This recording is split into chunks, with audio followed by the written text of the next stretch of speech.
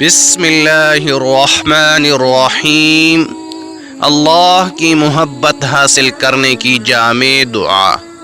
رسول اللہ صلی اللہ علیہ وسلم نے ارشاد فرمایا کہ حضرت داؤد علیہ السلام کی دعاؤں میں سے ایک دعا یہ ہے: اللہم انی اسألک حبک وحب من یحبک والعمل الذي يبلغني حبك اللهم اجعل حبك أحب إلي من نفسي وأهلي ومن الماء البارد۔